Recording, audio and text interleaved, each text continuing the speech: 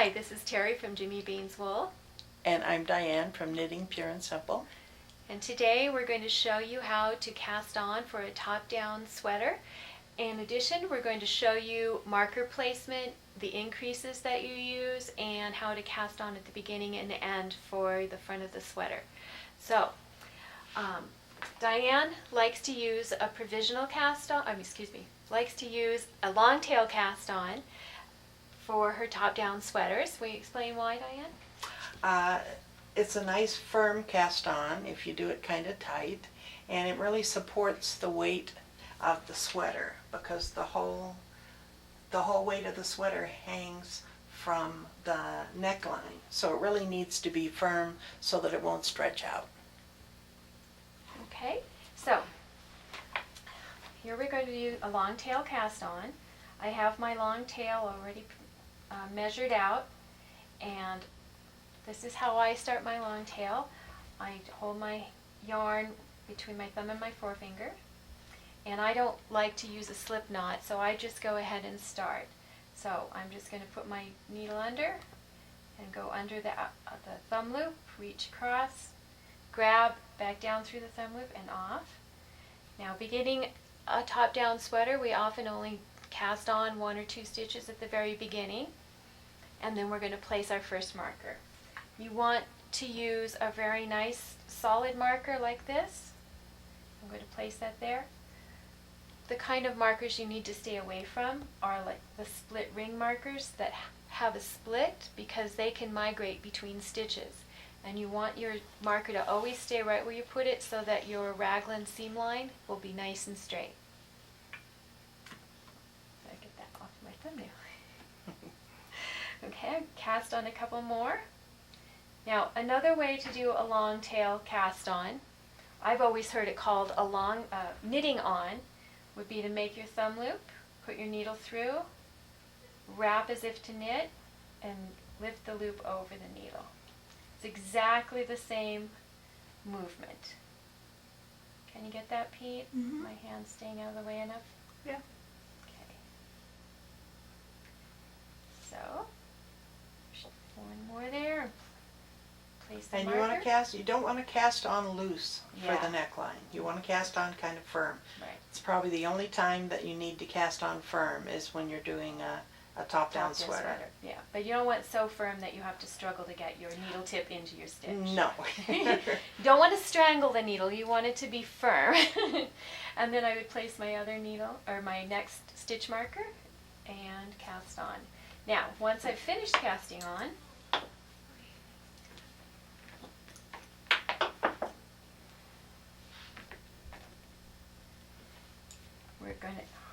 our stitches are going to look something like this.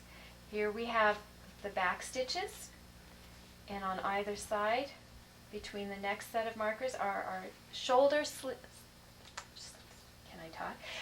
stitches, which will become our sleeves, and then a couple of stitches on the outside of either end that are the beginning of our front. We don't cast on all of our front at once because we want our front to have more of a scoop. And so we will be increasing stitches gradually for the front. So now, to do a knit front and back increase, very simple. Okay, I grab the end. So I put my needle in, knit, and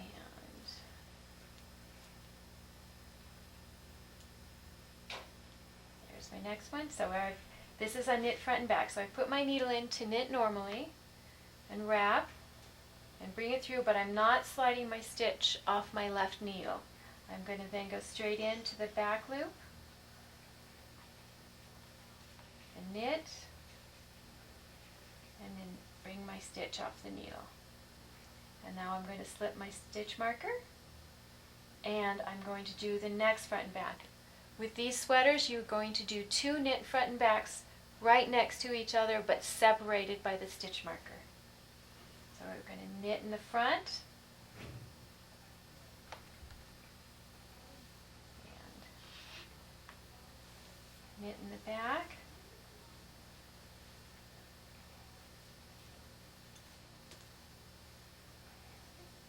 slide the stitch up.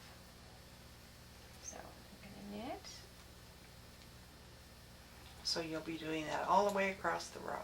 Yeah, so I'm going to knit to the next marker. Let me do one more set of knit front and backs continental style here. Ah, good idea. So for those of you who knit continentals, you can see what that looks like. So I'm going to knit into the front, knit into the back, and off, slip my marker, and down into the back.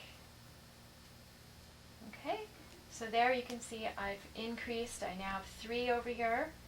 I have 2 more extra on the sleeve stitch, and I've begun to increase for my back.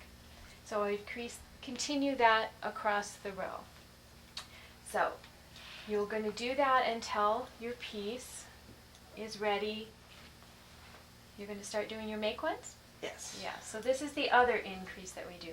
So you see we've been knitting along. Here are our increases. This is the sleeve. This is the front, and I've just slipped all these stitches off. So here we're coming across on our row. We've been doing our increases and knitting across. We're ready to start making an angle here. This not exactly the right place for this particular sweater, but for demonstration purposes. To make one, you're going to find the bar between the stitches on the needles. So, and with the tip of your left needle, you're going to pick that bar up from front to back. Then you're going to knit into the back of the loop. There you go.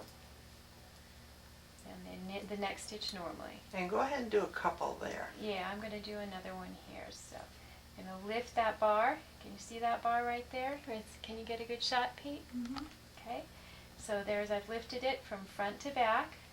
I'm going to knit into the back of it.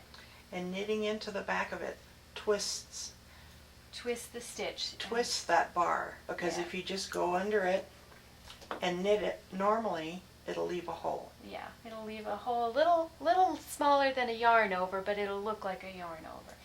So here, let me do one more continental. Just knit a stitch. So here's the bar. There we go. Knit into the back. And there we go. And you continue doing those make ones as many times as the pattern tells you to.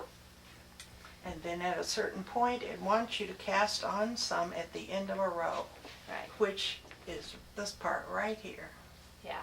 So you will be doing your increases, the make ones along here, and then there'll be a shelf like for the very front of the neck or for the button band, which also the front of the neck. Okay?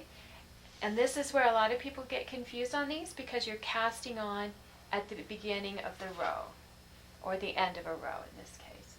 This is a great time to use a backwards loop cast on, because you're only doing a few stitches and it's very simple. I do my backwards loop by just grabbing the yarn, laying my thumb across it, wrapping around my thumb, and just putting on the needle.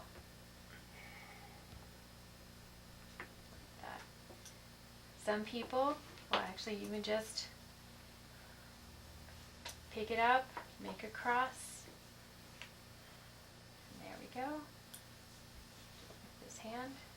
You can do it either way. The effect is the same.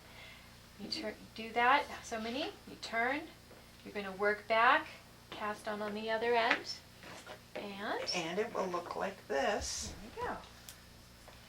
And here you can see we've got cast ons there.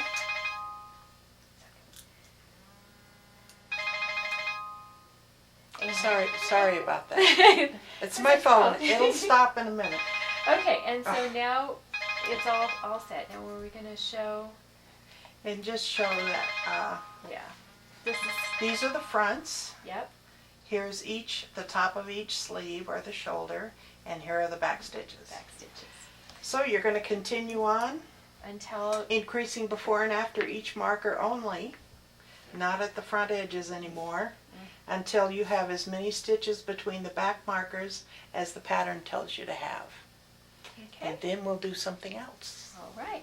Well, and so that's how to cast on for a raglan in sweater, top-down raglan sweater. Cardigan. Cardigan in this case. Yeah. If we were going to be doing a pullover, we would have joined in the round and started knitting in the round at that point as well.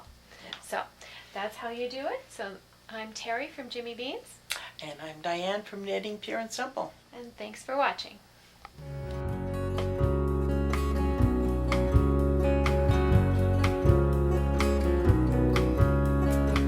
Thunder rumbles on this American summer night.